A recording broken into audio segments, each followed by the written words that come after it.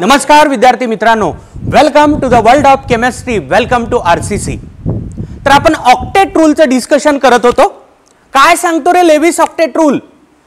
During chemical combination an atom of particular element tend to lose, tend to gain or tend to share electron until it acquires stable electronic configuration of 8 electrons in its valence shell। जोपर्यंत त्याच्या valence shell मध्ये 8 electrons येत नाहीत तोपर्यंत एखाद्या एलिमेंटचा item electron lose करतो, gain करतो किंवा शेअर करतो। याला आपण नाव दिलं होतं लेविस ऑक्टेट रूल। ठीक आहे, तो रूल झाल्यानंतर आपण सुरुवात केली होती लिमिटेशन्स ऑफ ऑक्टेट रूलला। लिमिटेशन्स ऑफ ऑक्टेट रूल, एक लिमिटेशन मी कंप्लीट केलं होतं, इनकम्प्लीट ऑक्टेट। काय काय सांगितलं होतं इनकम्प्लीट ऑक्टेट मध्ये? असे बरेच मॉलिक्युल्स आहेत जिथे सेंट्रल ॲटमचं ऑक्टेट हे इनकम्प्लीट असतं, म्हणजे 8 पेक्षा कमी इलेक्ट्रॉन्स असतात, लेस दॅन 8 इलेक्ट्रॉन्स असतात। त्या सेंट्रल ॲटमला काय म्हणायचं रे? हायपोव्हॅलंट। काय म्हणायचं त्याला? हायपोव्हॅलंट। हायपो म्हणजे कमी, ठीक आहे ना, 8 इलेक्ट्रॉन पेक्षा कमी इलेक्ट्रॉन्स आहेत म्हणून नाव काय पडलंय? हायपोव्हॅलंट। ठीक आहे, एक्झाम्पल सांगितले होते, BeCl2 होता, BeF2 होता, BF3 होता, BCl3 होता अँड मेनी मोर। ठीक आहे ना, इथं ऑक्टेट सेंट्रल ॲटमचं इनकम्प्लीट असतं। सेंट्रल ॲटम कसं ओळखायचं सांगितलं होतं? जो नंबर मध्ये कमी असतो, जो नंबर मध्ये कमी असतो साईज मध्ये मोठा असतो, त्याला काय म्हणतात? सेंट्रल ॲटम, म्हणजे त्या मॉलिक्युलचा सेंटर साध्या भाषेत। ठीक आहे ना, तिथंच एक आणखी गोष्ट सांगितली होती, ज्या मॉलिक्युल्स मध्ये ऑक्टेट इनकम्प्लीट असतं they acts as Lewis acid because they are electron deficient compounds. ते कसे असतात? इलेक्ट्रॉन डिफिशियंट असतात। लेविस ॲसिडचा अर्थ असतो lone pair accept, lone pair घेणारा म्हणजे लेविस ॲसिड। का बरं ते कंपाऊंड लोन पेअर घेण्याची इच्छा दाखवतात? कारण त्यांचा ऑक्टेट इनकम्प्लीट आहे ना, त्यांना इलेक्ट्रॉनची गरज आहे। ऑक्टेट कंप्लीशनसाठी त्यांना इलेक्ट्रॉन जर मिळाले ते दुसऱ्याकडून ॲक्सेप्ट करतात, म्हणून त्यांना काय म्हणायचं? Lewis acid. लेविस ॲसिडचा काय अर्थ सांगितला रे? लोन पेअर ॲक्सेप्टर्स, लोन पेअर घेणारा म्हणजे लेविस ॲसिड। सगळेच्या सगळे इनकम्प्लीट ऑक्टेट असणारे मॉलिक्युल्स हे लेविस ॲसिड म्हणून काम करतात। ठीक आहे का? चला पुढे जाऊयात। आता पुढचे लिमिटेशन्स आज आपल्याला स्टडी करायचे आणि त्यानंतर कोव्हॅलंट बॉन्ड हा कन्सेप्ट स्टडी करायचा आहे। ओके, चला limitation number 2। Limitation number 2, it is expanded octet। expanded octet पहिलं होतं इनकम्प्लीट ऑक्टेट, आता आहे एक्सपांडेड ऑक्टेट। ठीक आहे, एक्सपांडेड ऑक्टेटचा अर्थ काय? Central atom contains, central item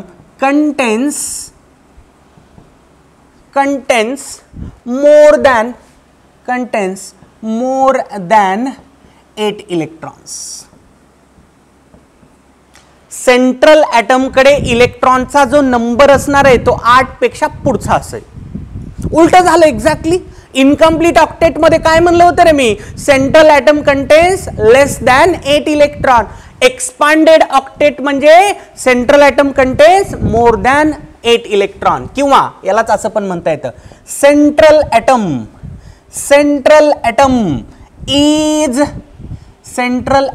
is हायपरव्हॅलंट। काय म्हणायचं? हायपरव्हॅलंट। बघा उलट झालं, हायपर। ठीक आहे, लक्षात आलं का? हायपो म्हणजे कमी, 8 पेक्षा कमी, हायपर म्हणजे 8 पेक्षा जास्त। Let us have some examples. पहा एक्झाम्पल्स, PCl5, ठीक आहे, SF6, okay, H2SO4, IF7 and many more. हे सगळे एक्झाम्पल्स आहेत एक्सपांडेड ऑक्टेट असणारे, मी प्रूव्ह करून दाखवतो। ठीक आहे, आता बघा PCl5, पुढे आपल्याला हायब्रिडायझेशन स्ट्रक्चर पाहायचं आहे।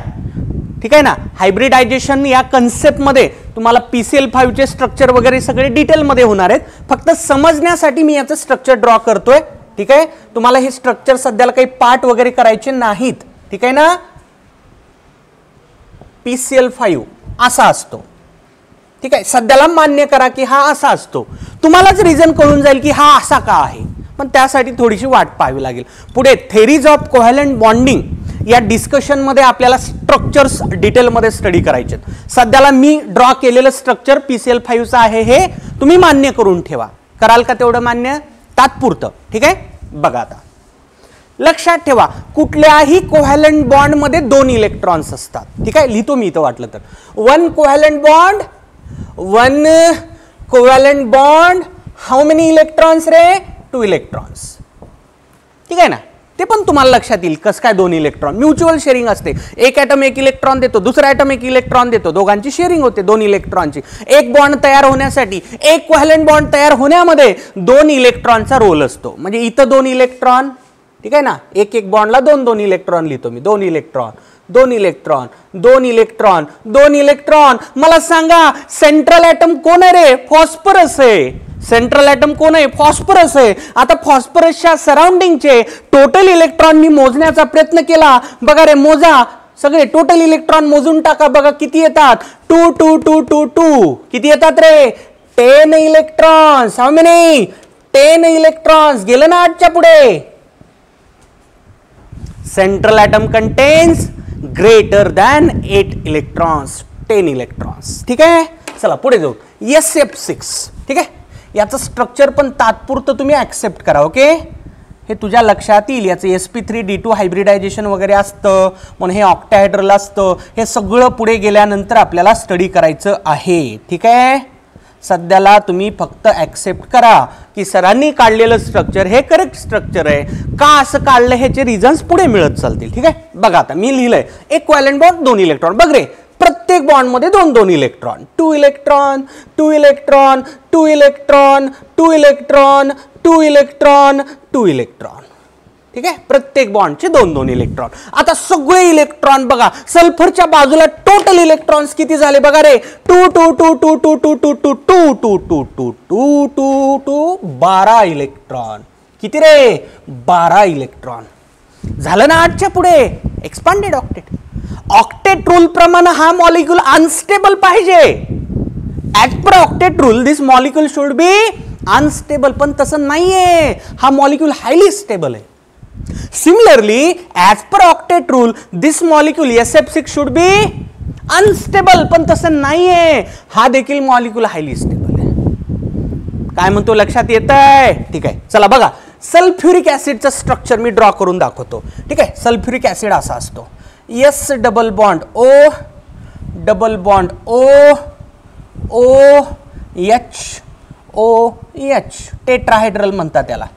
मिथेनचं जसं स्ट्रक्चर आहे ना, तसं याचं स्ट्रक्चर असतं. sp3 हायब्रिडायझेशन होत असतं. ठीक आहे, मी काय म्हणले? एक कोव्हॅलंट बॉन्ड 2 इलेक्ट्रॉन. बघा सल्फरची इथं 2 कोव्हॅलंट बॉन्ड आहेत ना, किती इलेक्ट्रॉन रे? एकाचे 2, डबल बॉन्डचे 4 electron. 4 electron, 2 electron. Single bond आहे, 2 इलेक्ट्रॉन. बघ रे, आता टोटल बेरीज कर. 4 + 4 8 + 2 10 + 2 12 इलेक्ट्रॉन्स. सल्फर मध्ये किती इलेक्ट्रॉन्स रे? 12 इलेक्ट्रॉन. समजतंय का सगळ्यांना? समजतंय का? काय पाहतोय आपण? सेंट्रल ॲटम कडे मोर दॅन 8 इलेक्ट्रॉन्स आहेत. म्हणजे ऑक्टेट रूल ओबे होत नाहीये. ठीक आहे, हे मॉलिक्यूल अनस्टेबल असले पाहिजेत ऍज पर ऑक्टेट रूल, पण तसं नाहीये. हे मॉलिक्यूल हायली स्टेबल आहेत. म्हणजे ऑक्टेट रूलला हे मॉलिक्यूल चॅलेंज देतात. ठीक आहे का? लास्ट बघा, IF7 चं स्ट्रक्चर. ठीक आहे, पेंटॅगोनल बायपिरॅमिडल स्ट्रक्चर असतं. कसं असतं? पेंटॅगोनल बायपिरॅमिडल. ठीक आहे, बघा ठीक आहे, मी पेंटॅगॉन काढतो, तुम्हाला समजून पण येईल. ठीक आहे, बघा पेंटॅगॉनच काढतो.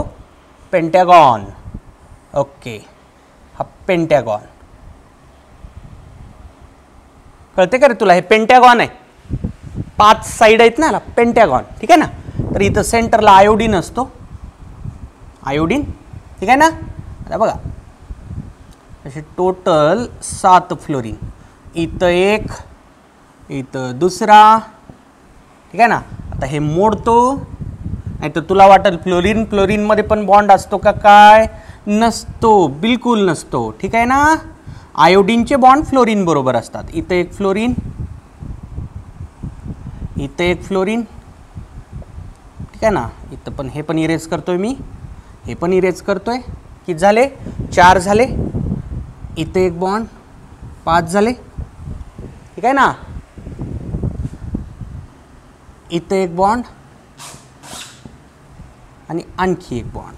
ठीक आहे, लाईक दिस. बघा IF7 आयोडीनच्या बाजूला किती फ्लोरीन असतात रे? 7 फ्लोरीन असतात. ठीक आहे. टोटल आयोडीन 7 बॉन्ड तयार करतो. ठीक आहे, मान्य आहे? ओके. आता बघा प्रत्येक बॉन्डचे 2 electron. 1 covalent bond is formed by sharing of 2 electrons. Okay, सगळीकडे 2-2 इलेक्ट्रॉन लिहितो मी. प्रत्येक बॉन्डला 2 इलेक्ट्रॉन. ठीक आहे. ओके. आता आयोडीन बघ रे, सगळे 2 ऍड कर. सगळे 2 ऍड केल्यानंतर तुझ्या लक्षात येईल surrounding to iodine there are 14 electrons. किती इलेक्ट्रॉन्स आहेत? 14 आहेत. ऑक्टेट रूल म्हणतोय 8 असतात, इथे यायलेत 14. झालं ना चॅलेंज ऑक्टेट रूलला. Drawback of octet rule, limitation of octet rule. ठीक आहे ना. ॲज पर ऑक्टेट रूल हे सगळेच्या सगळे मॉलिक्यूल कसे पाहिजेत? अनस्टेबल पाहिजेत. पण यापैकी कोणताच मॉलिक्यूल अनस्टेबल नाही. हे सगळेच्या सगळे मॉलिक्यूल कसे आहेत? स्टेबल आहेत. लक्षात आला का ड्रॉबॅक सगळ्यांच्या? ठीक आहे ना. सेंट्रल ॲटम हायपर व्हॅलंट असणे, drawback to octet rule. These are few examples. Okay. Previous जे ड्रॉबॅक होतं, लिमिटेशन होतं, ते इनकम्प्लीट ऑक्टेटचं होतं. एक्झॅक्टली त्याच्या उलटं हे दुसरं लिमिटेशन. ठीक आहे, लक्षात आलं?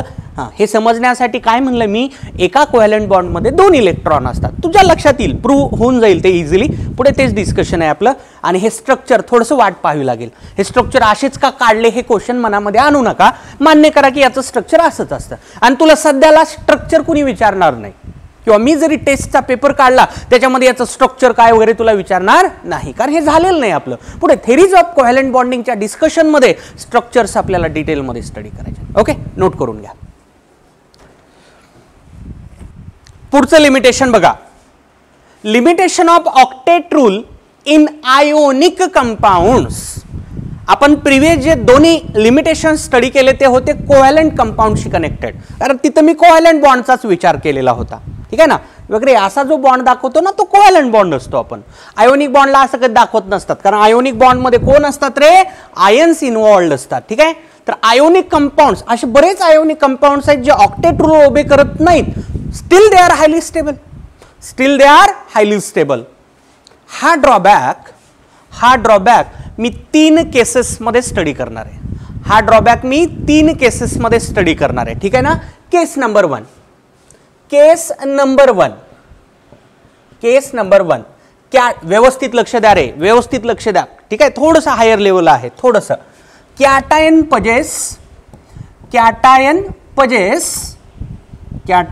Possess pseudo inert gas configuration. Cation possesses pseudo inert gas configuration. Pseudo inert gas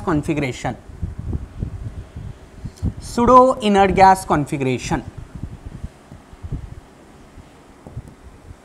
असे आयोनिक कंपाऊंड जिथं कॅटायनचं जे इलेक्ट्रॉनिक कॉन्फिगरेशन आहे ते सुडो इनर्ट गॅसला मॅच होत आहे. ठीक आहे. आता बघा हे काय असतं सुडो इनर्ट गॅस. ठीक आहे. हे बघ रे, लिहून ठेवा कुठतरी. इनर्ट गॅस म्हणजे नोबल गॅस, बरोबर आहे. पिरियडिक टेबल मध्ये पाहिलं ना इनर्ट गॅस. ठीक आहे. Inert gas helium neon argon. ठीक आहे ना. ती सिरीज जी आहे, ओके, क्रिप्टॉन झेनॉन रेडॉन, ती जी सिरीज आहे त्याला आपण म्हणतो नोबल गॅस किंवा इनर्ट गॅस. त्यांचं कॉन्फिगरेशन असतं असं NS2NP6. कसं असतं? NS2NP6. Sudo inert gas. Sudo या वर्डचा मिनिंग काय असतो रे? False, not true. ठीक आहे ना. सुडो फोर्स असतो ना फिजिक्स मध्ये. ठीक आहे. नसल झाला, पुढे होईल. ठीक आहे. इनर्ट गॅस कॉन्फिगरेशन म्हणजे NS2NP6. लक्षात ठेवा, सुडो इनर्ट गॅस कॉन्फिगरेशन म्हणजे NS2NP6 ND10. Inert gas configuration म्हणजे NH2 NP6, sudo inert gas configuration म्हणजे NH2 NP6 ND10 म्हणजे हे एक्स्ट्रा ND10 एक्स्ट्रा. आता हे काय लिहिलंय हे कळतंय की रे आपल्याला कॉन्फिगरेशनच्या संदर्भात. N is principal quantum number, ठीक आहे ना. N व्हॅलन्स शेलला रिप्रेझेंट करत असतो. व्हॅलन्स शेलच्या s ऑर्बिटल मध्ये 2 इलेक्ट्रॉन, व्हॅलन्स शेलच्या p ऑर्बिटल मध्ये 6 इलेक्ट्रॉन, व्हॅलन्स शेलच्या d ऑर्बिटल मध्ये 10 इलेक्ट्रॉन्स. याला म्हणायचं असतं सुडो इनर्ट गॅस कॉन्फिगरेशन. ठीक आहे, येईल लक्षात मी एक एक्झाम्पल सांगतो. Late us have one example. ठीक आहे, कन्सिडर करा झिंक क्लोराइड. ओके, आता मला सांगा झिंक क्लोराइड मध्ये जो कॅटायन आहे तो कोण आहे रे? कॅटायन म्हणजे पॉझिटिव्ह चार्ज असणारा स्पेसिस कोण आहे? झिंक +2. कोण? झिंक +2. कोण? झिंक +2. मला या झिंक +2 चं कॉन्फिगरेशन लिहायचंय. ठीक आहे ना. बघा त्याचं कॉन्फिगरेशन कसं असतं. ठीक आहे, बघा 1s2 2s2 2p6 3s2 3p6 4s2 no 4s2. ठीक आहे, बरं लिहू आपण. ठीक आहे, 4s2 3d10 हे झिंकचं कॉन्फिगरेशन आहे. हे झिंक +2 चं नाही, हे कोणाचं आहे? झिंक. लिहून बघ रे, ॲटॉमिक नंबर किती आहे झिंकचा? 30. बघ 30 इलेक्ट्रॉन. 10 12 18 20 10 30 हे झिंकचं आहे ना. पण मला कशाचं लिहायचं रे? झिंक +2 चं. मला याच्यातलं काय इरेज करावं लागेल? सांगा मला, काय इरेज करावं लागेल? इथले 2 इलेक्ट्रॉन काढायचे का? नाही, व्हॅलन्स शेल मधून इलेक्ट्रॉन जात असतात. मला हे इलेक्ट्रॉन काढावे लागतील. ठीक आहे ना. आता हे थोडंसं अलीकडे लिहितो. ठीक आहे, तुम्ही तुमच्या लेवलवर झिंक +2 चं कॉन्फिगरेशन लिहून बघा. एक्झॅक्टली असं येईल 1s2 2s2 2p6 3s2 3p6 3d10.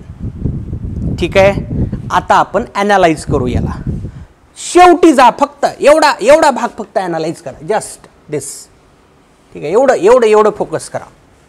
बघ रे, 3s2 3p6 3d10 जर 3s2 3p6 असतं ऑक्टेट कंप्लीट झालं असतं. बघ रे, 2 6 8 व्हॅलन्स शेल मध्ये 2 आणि 6 8 इलेक्ट्रॉन, ऑक्टेट कंप्लीट झालं असतं ना. हे इनर्ट गॅस कॉन्फिगरेशन झालं असतं. पण तेवढं नाहीये ना, पुढे एक्स्ट्रा 3d10 आला. आता याला कम्पेअर कर रे. बघ हे असंच आहे. NS2 3s2 ला मी म्हणतो NS2, 3p6 ला म्हणतो मी NP6 आणि हे ND10. कॉन्फिगरेशन नोबल गॅस किंवा इनर्ट गॅसचं नाहीये. ऑक्टेट नाहीये सॅटिस्फाय झालेलं. बघ रे, याच्या व्हॅलन्स शेलमध्ये किती इलेक्ट्रॉन आले? झिंक +2 चं व्हॅलन्स शेल 3रं असतं. मी झिंक +2 चं म्हणतोय, झिंकचं 4थं असतं. पण झिंक +2 तयार होत असताना 4th शेल व्हॅनिश होऊन जातं.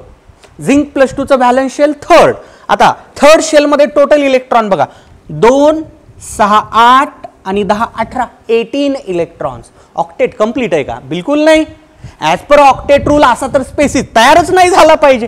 पण तसं नाहीये. हा कंपाऊंड स्टेबल कंपाऊंड आहे.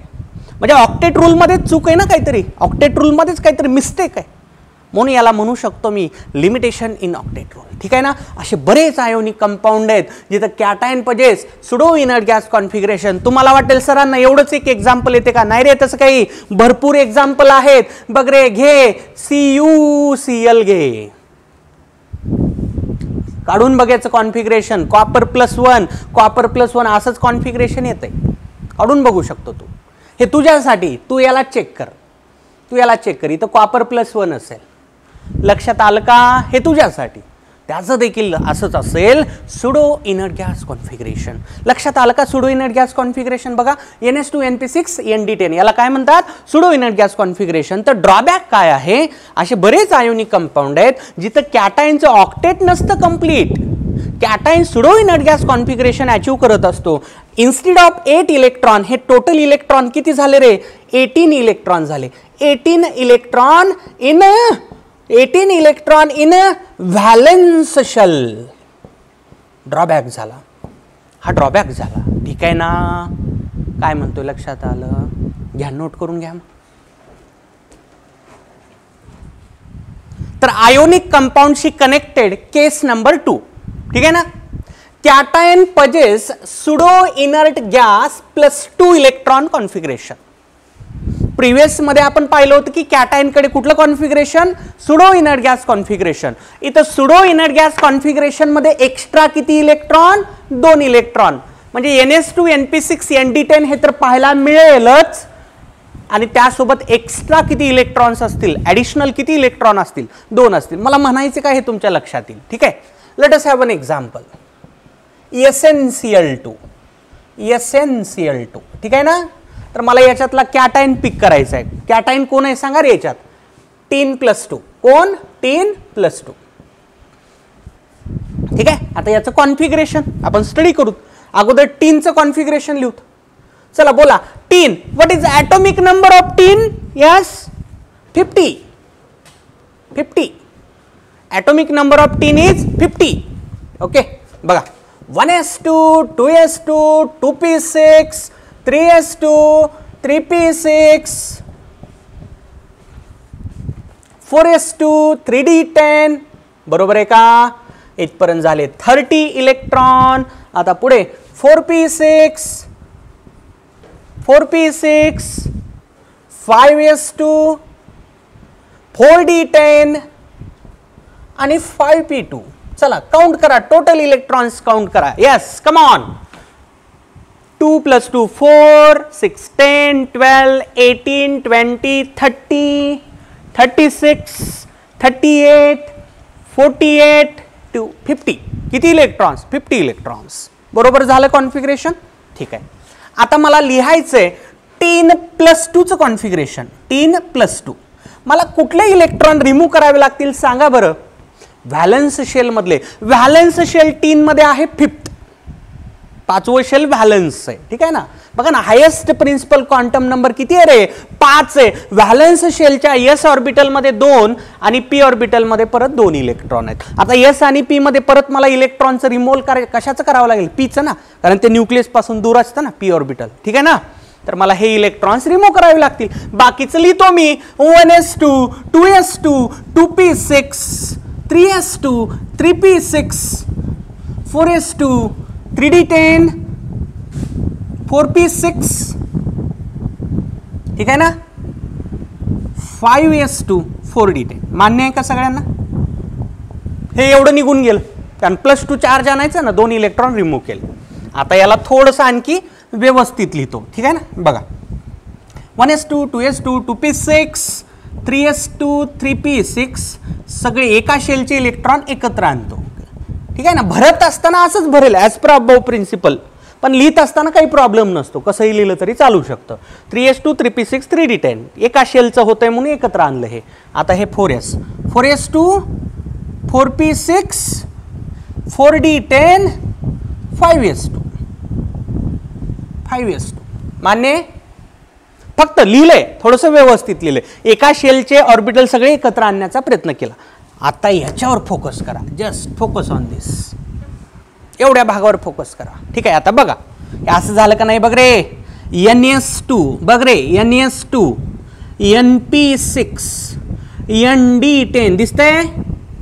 NS2 NP6 ND10 दिसतंय.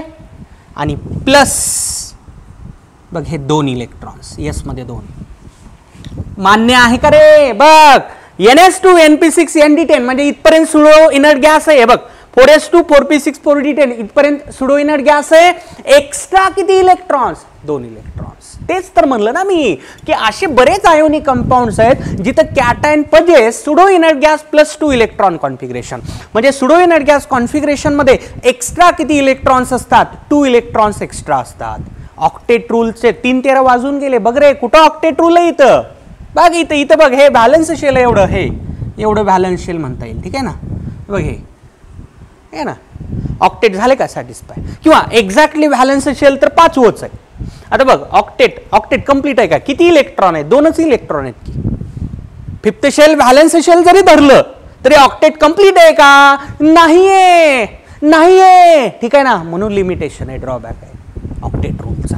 ठीक आहे. असे आयोनिक कंपाऊंड जिथं cation pseudo inert gas configuration +2 electron, ठीक आहे ना, हे पजेस करत असतात.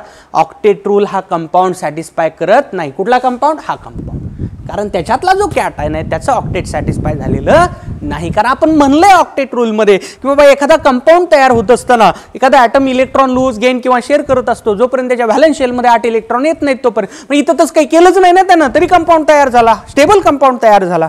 मग ऑक्टेट रूल मध्येच काहीतरी गडबड आहे, ऑक्टेट रूल मध्येच काहीतरी गडबड आहे. तुम्ही म्हणाल मग काय गडबड आहे? अरे थांब ना, थोडं पुढे बघायचंय, ठीक आहे ना, सगळं बघायचं पुढे, थोडंसं स्टेप वाईज, ठीक आहे ना, नोट करून घ्या. तिसरी केस बघा आयोनिक कंपाऊंडची, तिसरी आणि शेवटची केस. Cation possesses 9 to 17 electron. अशा आयोनिक कंपाऊंड जिथं कॅटायन कडे किती इलेक्ट्रॉन्स असतील व्हॅलन्स शेल मध्ये? 9 ते 17. असले पाहिजेत 8, असले पाहिजेत किती? 8, पण आहेत किती?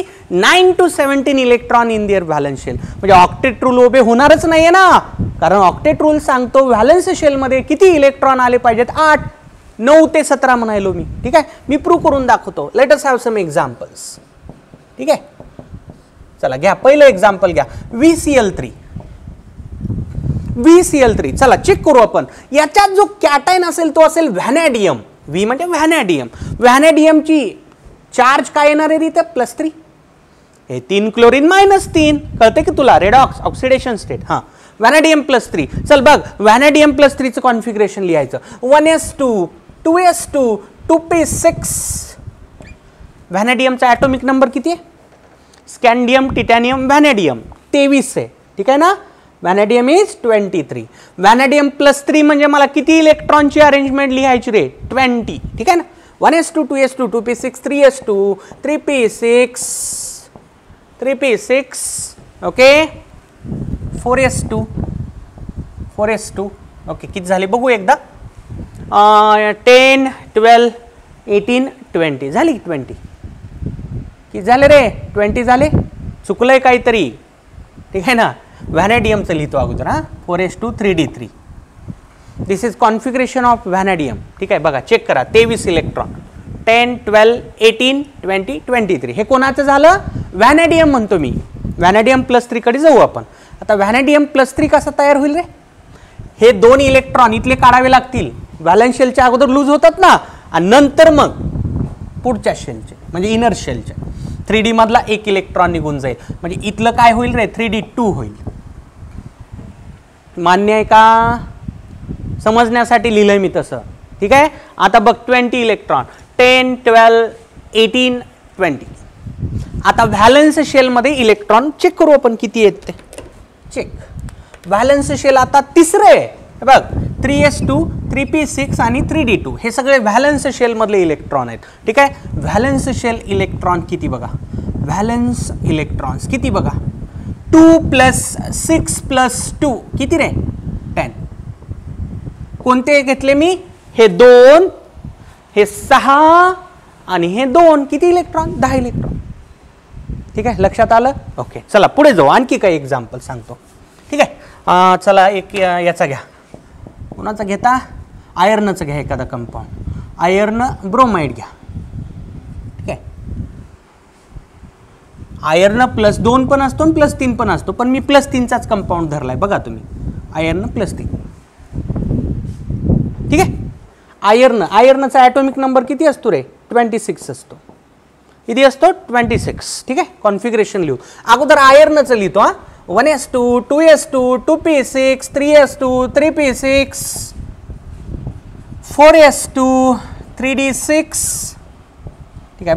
बघा 10 12 18 20 26. आता काही जण असं करतात रे, हे तुम्हाला ॲटॉमिक स्ट्रक्चरमध्ये पण मॅग्नेटिक मोमेंटचे वगैरे क्वेश्चन झाले असतील ना. Magnetic moment, spin only magnetic moment root n × n+2, ठीक आहे. गडबड काय करतात काही जण, बऱ्याच जणाला व्हॅलन्स शेल म्हणजे हे शेवटचं जे दिसतं त्यालाच व्हॅलन्स शेल म्हणतात. तसं नसतं रे, नसतं तसं, ठीक आहे ना. कॉन्फिगरेशन लिहिल्यानंतर हायेस्ट कोइफिशियंट बघायचा असतो. बघ रे, हायेस्ट कोइफिशियंट, हे कोइफिशियंट आहेत 1 2 3 आणि 4. जे हायेस्ट त्याला व्हॅलन्स म्हणायचं असतं. व्हॅलन्स शेल कितवा याच्यात? तिसरं नाही, चौथं आहे. इलेक्ट्रॉनचं रिमूव्हल कधी व्हॅलन्स शेल पासूनच करायचं असतं, कारण व्हॅलन्स शेल न्यूक्लियस पासून लांब असतं ना, बाहेर असतं ना सगळ्यात. तिथून इलेक्ट्रॉन कुठलाही ॲटम अगोदर लूज करत असतो. ॲड होताना पण अगोदर तिथंच होत असतात, रिमूव्हल होत असताना पण तिथूनच अगोदर इलेक्ट्रॉन रिमूव्ह होत असतात. म्हणजे मला अगोदर हे कट करावं लागेल. इथून इलेक्ट्रॉन जातील 4s मधून, आणखी एक इलेक्ट्रॉन मला काढायचं, कारण +3 चार्ज आहे ना, मला 3 इलेक्ट्रॉन काढायचे, 2 गेले आणखी इथला एक गेला, म्हणजे इथं 3d5 येणार आहे. कळतंय का? मी हे समजण्यासाठी लिहितोय तुम्हाला, कॉन्फिगरेशन मध्ये जर काही प्रॉब्लेम असतील ते क्लिअर व्हावेत म्हणून सांगतोय. ठीक आहे. आता व्हॅलेन्स शेल तिसरं आहे याच्यात बघा रे, हे सोडून बघा आता, हे सोडून बघा आता, हायेस्ट कोएफिशियंट थर्ड आहे ना व्हॅलेन्स शेल मध्ये, हे आणि हे. आता बघा मग किती झाले electron, valence electrons equal to 2 + 6 + 5 किती झाले 8 5 13 इलेक्ट्रॉन्स. कुठे ऑक्टेट तरी देखील स्टेबल स्पेसिस आहे या, ड्रॉबॅक इन ऑक्टेट. ठीक आहे ना. 9 ते 17 इलेक्ट्रॉन म्हणलं बघा, इथं किती आहेत 10 आहेत, इथं किती आहेत 13 आहेत. ओके. आणखी एक घ्यायचं, चला घेतो, एक घेऊत आपण, याचा घेऊत, पुढचा घेतो थोडासा निकेलचा घेतो. ठीक आहे. Nickel chloride. Okay. Nickel chloride बघा, निकेल +2 मी अगोदर लिहितो निकेलचं configuration. 1s2 2s2 2p6 3s2 3p6 4s2 3d8. कस काय रे असं? निकेलचा ॲटॉमिक नंबर असतो 28 28 बघा, 10 12 18 20 28. नाव निकेल +2 म्हणल्यानंतर एवढंच काढावं लागेल मला, 2 इलेक्ट्रॉन रिमूव्ह केले, व्हॅलेन्स शेल चौथं. ठीक आहे ना. नाव आता व्हॅलेन्स शेल चौथं निघून गेलं, आता तिसरं व्हॅलेन्स शेल.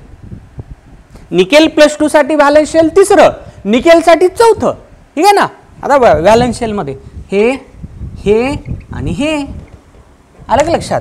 ओके. आता बघा व्हॅलेन्स शेल इलेक्ट्रॉन चला बघा बेरीज करा, 2 + 6 + 8 16 इलेक्ट्रॉन. किती रे 16 इलेक्ट्रॉन. झाला ड्रॉबॅक बघ रे, कॅटायन पजेस 9 to 17 इलेक्ट्रॉन. 10 आहेत, 8 नाही आहेत, 10 आहेत, 13 आहेत आणि 16 आहेत. 8 तर कुठंच आलेलं नाही. ठीक आहे ना. म्हणजे ऑक्टेट रूल काही मोजक्याच कंपाऊंड साठी ट्रू आहे रे, मोजक्या. ठीक आहे ना. मोस्टली सेकंड पिरियडचे काही इलेमेंट आहेत ते ऑक्टेट रूल ओबेज करतात जनरली. पुढे गेलं ना, D and A block element मध्ये गेले की सगळी बोंबाबोंब व्हायला सुरुवात होते. पी ब्लॉक मध्ये पण जे खालचे इलेमेंट्स आहेत ना, ज्यांच्याकडे व्हॅकंट ऑर्बिटल असतात, व्हॅकंट डी ऑर्बिटल्स, ते ऑक्टेट रूल वगैरे ओबे करत नाहीत. थर्ड पिरियड मधून अडचण यायला सुरुवात होते. ठीक आहे ना. ओके. तरी देखील ऑक्टेट रूलला खूप मोठा रिस्पेक्ट दिला जातो, कारण पहिला रूल आहे ना, कॉम्बिनेशनच्या संदर्भातला पहिला रूल आहे, फर्स्ट रूल. 1800च्या आसपासची गोष्ट आहे ती. ठीक आहे ना.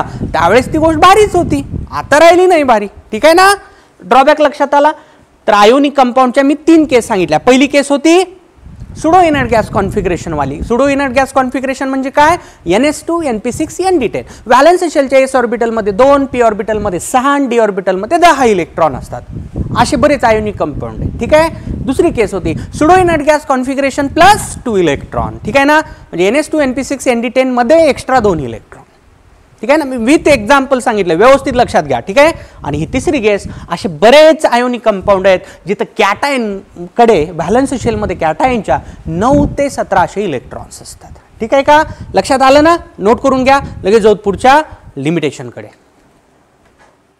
Drawback number 4, it is odd electron molecules.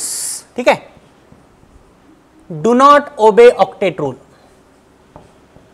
Do not obey octet rule. कुठलाच odd electron molecule octet rule obey करत नाही. ठीक आहे. आता तुम्ही म्हणाल हे काय असतं ऑड इलेक्ट्रॉन मॉलिक्यूल म्हणजे नेमकं काय? ठीक आहे. थोडक्यात सांगतो, कारण हा concept Lewis dot structure for compound मध्ये एकदम डिटेल मध्ये होणार आहे. ठीक आहे. बघा ऑड इलेक्ट्रॉन मॉलिक्यूलचे काही एक्झाम्पल्स लिहितो. NO आहे, फेमस एक्झाम्पल्स. NO2 आहे आणि ClO2 आहे. ठीक आहे ना. असं इथं डॉट दिसेल तुम्हाला. कधीही मॉलिक्यूल हा दाखवला जाईल ना तेव्हा असं दाखवतात. ठीक आहे ना.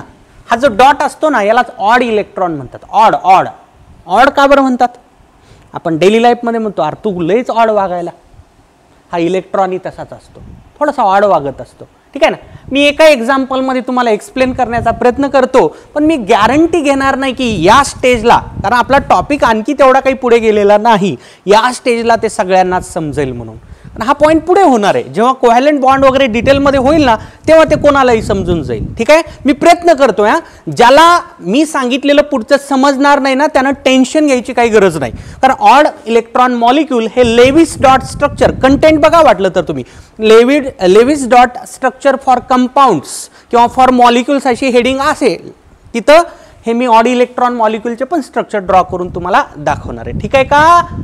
सध्याला एवढं जरी लक्षात ठेवलं तरी चालेल की बाबा ऑड इलेक्ट्रॉन मॉलिक्यूल काहीतरी भानगड आहे आणि ती ऑक्टेट रूल ओबे करत नाही, बस एवढं तरी लक्षात ठेवा ॲटलिस्ट. ठीक आहे ना. ऑड इलेक्ट्रॉन मॉलिक्यूल, कोणताच odd electron molecule octet rule obey करत नसतो. मी एकाच प्रूव्ह करून दाखवतो. NO घ्या. ठीक आहे ना. NO. ठीक आहे. बघा हा नायट्रोजन, हा ऑक्सिजन. मला सांगा रे नायट्रोजनमध्ये व्हॅलेन्स इलेक्ट्रॉन किती असतात. नायट्रोजन बघ रे 2,5 असतं ना, ना ऑक्सिजन कसं असतं 2,6 कॉन्फिगरेशन मॅक्रो लेवलवरचं. ठीक आहे ना. 5 व्हॅलेन्स इलेक्ट्रॉन मान्य आहे सगळ्यांना. किती 5 व्हॅलेन्स इलेक्ट्रॉन आणि इथे किती 6 व्हॅलेन्स इलेक्ट्रॉन. किती 6 व्हॅलेन्स इलेक्ट्रॉन. होतं काय बघा आता, नायट्रोजनचे 5 डॉट आहेत. 5 पैकी 2 डॉट जातात बॉन्डिंगमध्ये. हे नायट्रोजनचे 5 डॉट दिसत आहेत सगळ्यांना, दिसत आहेत का. 1 2 3 4 5 हे 5 व्हॅलेन्स इलेक्ट्रॉन कोणाचे, नायट्रोजनचे. आता हा ऑक्सिजन आहे, ऑक्सिजनचे व्हॅलेन्स इलेक्ट्रॉन मी दाखवतो क्रॉसनं, म्हणजे फरक पण लक्षात येईल. ऑक्सिजनकडे 6 आहेत, तर हे 2 इथं असे आणि हे असे. तुम्ही म्हणाल तुम्ही असंच का काढलं. मी सुरुवातीलाच म्हणलं पुढे आपल्याला Lewis dot structure for molecule study करायचे, तिथे हे होणार आहे. सध्याला लक्षात घ्या, थोडं थोडं लक्षात घ्या. ठीक आहे. तर एवढ्या इलेक्ट्रॉनची दोघांमध्ये शेअरिंग होते. किती एवढ्या. ठीक आहे ना. बघा मी मगाशी पण सांगितलं 2 इलेक्ट्रॉनची शेअरिंग झाली की एक कोव्हॅलंट बॉन्ड तयार होत असतो. किती इलेक्ट्रॉनची शेअरिंग झाली बघ बरं आता. हे 2 आणि हे 2 4 इलेक्ट्रॉनची शेअरिंग झाली. याचं स्ट्रक्चर बनून जातं असं N डबल बॉन्ड O. याचं स्ट्रक्चर असं असतं N डबल बॉन्ड O. ठीक आहे. आता बाकी राहिलेले इलेक्ट्रॉन बघा हे क्रॉस असेच, याला म्हणतात lone pair.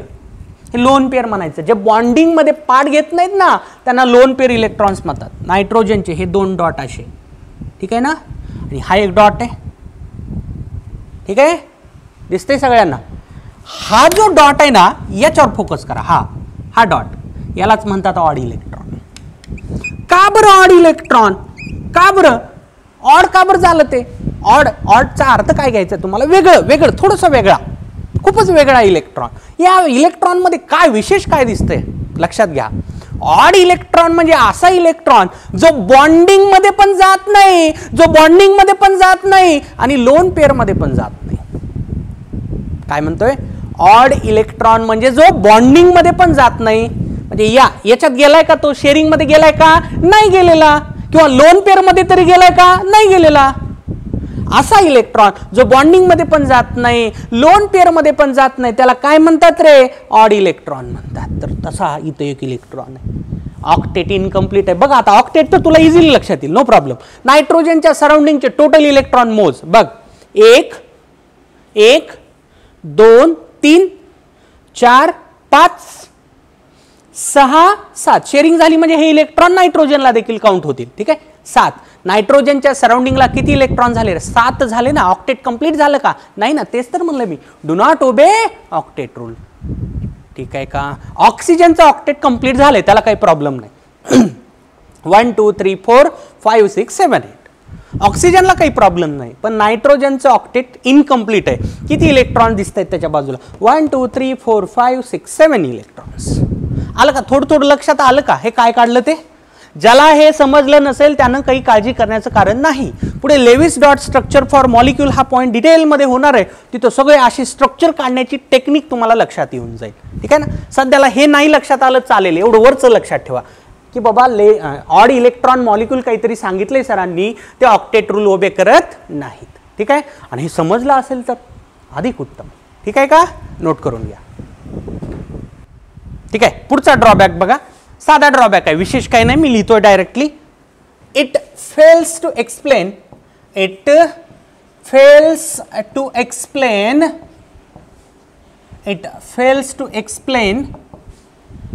geometry, shape and bond angle.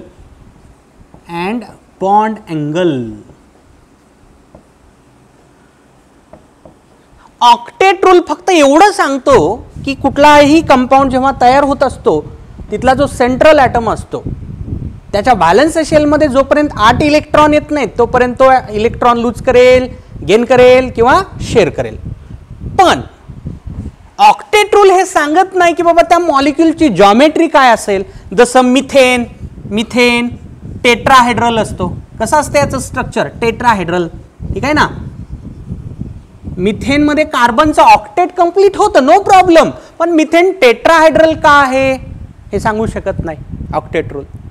किंवा याचा शेप देखील टेट्राहायड्रल आहे. जॉमेट्री इन शेप मध्ये फरक असतो. आता तुम्ही म्हणाल सांगा काय फरक आहे? थांबावं लागेल, थोडंसं वेट करा. सगळं होईल. माझी स्टाईल थोडीशी वेगळी आहे. ठीक आहे ना. हळूहळू सगळे पानं तुम्हाला असे ओपन होताना दिसतील. ठीक आहे ना. लगेच सगळं नाही. लगेच सगळं झालं की मग हे कते व्यवस्थित होणार नाही. ठीक आहे ना. जॉमेट्री इन शेप या दोन शब्दांमध्ये खूप मोठा फरक असतो. मिथेनच्या बाबतीत टेट्राहायड्रल जॉमेट्री आणि टेट्राहायड्रलच शेप आहे. का कसं ते सगळं पुढे बघू. बॉन्ड अँगल नावाचा एक कन्सेप्ट असतो. ठीक आहे ना. दोन ॲडजस्टंट कोव्हॅलंट बॉन्ड मधला अँगल म्हणजे बॉन्ड अँगल असतो. ते देखील बॉन्ड पॅरामीटर मध्ये आहे. याचा बॉन्ड अँगल असतो 109 डिग्री 28 मिनिट. का? हे ऑक्टेट रूलनं सांगितलेलं नाही. ठीक आहे. या सगळ्या गोष्टी कोण सांगितल्यात? Theories of covalent bonding. बघ कंटेंट मध्ये बघ तू, मी सांगितलं होतं कंटेंट लिहून देताना most important point of this topic, ज्याच्याशिवाय कुठल्याच एक्झामचा पेपर तयार होत नाही तो म्हणजे हा पॉइंट आहे, थेरीज ऑफ कोव्हॅलंट बॉन्डिंग. त्याच्यात बघायचे तुला जॉमेट्री, शेप आणि बॉन्ड अँगल काय भानगड असते आणि त्याला कसं काढायचं असतं. ठीक आहे का? तोपर्यंत वाट बघा, पर्याय नाही. ठीक आहे ना. मला एवढं सांगायचं की बाबा ऑक्टेट रूल मध्ये याचा काही संदर्भ आलेला नाही. ओके चला पुढे. शेवट. ठीक आहे. शेवटचा ड्रॉबॅक आहे fails to explain. It fails to explain relative stability. It fails to explain relative stability of two molecules.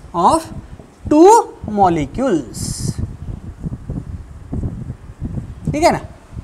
तुम्हाला एक एक्झाम्पल सांगतो, लक्षात येईल मला म्हणायचं काय. ठीक आहे. समजा मी फॉस्फरसचे दोन कंपाऊंड्स घेतले, PCl5 घेतला आणि PCl3 घेतला. फॉस्फरस हे दोन्ही कंपाऊंड तयार करतो. फॉस्फरसला काही प्रॉब्लेम नाही. ठीक आहे ना. आता समजा मला ठरवायचं झालं बाबा PCl5 मोर स्टेबल आहे का PCl3 मोर स्टेबल आहे, ठरवू शकत नाही. ऑक्टेट रूल आपल्याला परमिशनच देत नाही मॉलिक्यूलच्या स्टॅबिलिटी कंपॅरिझन करण्याची. ऑक्टेट रूल परमिशन आपल्याला देत नाही. हा त्याचा ड्रॉबॅक आहे. पण दुसऱ्या ज्या थेरीज आहेत, valence bond theory, valence shell electron pair repulsion theory किंवा मग पुढे मॉलिक्युलर ऑर्बिटल थेरी, या थेरी आपल्याला अलाउ करतात for the comparison of stability. Octet रूलचा हा ड्रॉबॅक झाला. पण ऑक्टेट रूलमध्ये आपण मॉलिक्यूलची स्टॅबिलिटी डिसाईड करू शकत नाही. ठीक आहे ना. ऑक्टेट रूलमध्ये एवढं सांगितलं की बाबा 8 इलेक्ट्रॉन आले की स्टेबल झालं. ते तर मी मगाशी प्रूव्ह करून दाखवले. बऱ्याच केसेसमध्ये सेंट्रल ॲटमकडे 8 इलेक्ट्रॉन नसतात. काही मॉलिक्यूलमध्ये सेंट्रल ॲटमकडे 8 पेक्षा कमी इलेक्ट्रॉन असतात, काहीमध्ये 8 पेक्षा जास्त असतात, तरी देखील ते सगळेच्या सगळे स्टेबल आहेत. सगळी बोंबाबोंबच आहे ना. मग आलं का लक्षात सगळ्यांच्या मला काय म्हणायचं ते? ओके ठीक आहे. So this ends our discussion drawbacks or limitations of octet rule. बघ रे, टोटल मी तुला 6 लिमिटेशन्स एक्सप्लेन केलेत. कुठले? इनकम्प्लीट ऑक्टेट काय सांगितलं? Central atom contains less than 8 electron म्हणजे हायपोव्हॅलंट, लेविस ॲसिड म्हणून काम करतात. होते, ठीक आहे ना. बोरॉनचे बेरिलियमचे काही कंपाऊंड्स होते. दुसरं होतं expanded octet, central atom contains greater than 8 electron, hypervalent म्हणलं होतं. PCl5 आहे, SF6 आहे, ठीक आहे ना, H2SO4 आहे, IF7 आहे, आणखी बरेच आहेत, ठीक आहे ना. प्रूव्ह करून दाखवलं तुम्हाला ते देखील, ठीक आहे. पुढे पाहिलं होतं आयोनिक कंपाऊंड. आयोनिक कंपाऊंडसाठी 3 केस. पहिली केस होती की cation possesses pseudo inert gas configuration काय असतं, NH2 NP6 ND10. Valence शेलमध्ये 8 electron येण्याच्या ऐवजी 18 इलेक्ट्रॉन येतात. NH2 NP6 ND10 म्हणजे व्हॅलन्स शेलमध्ये 18 इलेक्ट्रॉन येतात. झिंकचं एक्झाम्पल सांगितलेलं आहे तुम्हाला. ओके. पुढची केस होती pseudo inert gas configuration plus 2 electron, ठीक आहे ना, एक्स्ट्रा आणखी 2 इलेक्ट्रॉन त्याच्यामध्ये. टीनचं एक्झाम्पल सांगितलेलं. आणि तिसरी केस पाहिलेली आपण कॅटायन पजेस 9 to 17 इलेक्ट्रॉन, 9 ते 17 इलेक्ट्रॉन, ठीक आहे का. अलग लक्षात सगळ्यांच्या. ऑड इलेक्ट्रॉन मॉलिक्यूल साध्या भाषेत बोललोय मी, ठीक आहे. पुढे एकदम डिटेलमध्ये होणार आहे, त्याचं एवढं काही मनावर नाही घेतलं तरी चालेल. परत हे जॉमेट्री, शेप, बॉन्ड अँगल काहीच इन्फॉर्मेशन मिळत नाही आणि हे स्टॅबिलिटीचं काही कंपॅरिझन जमत नाही, ठीक आहे ना. ओके. तर आजच्या क्लाससाठी एवढं इनफ आहे. पुढच्या क्लासमध्ये आपण स्टडी करूयात कोव्हॅलंट बॉन्ड आणि कोऑर्डिनेट बॉन्ड, ठीक आहे का. चला, थँक्यू.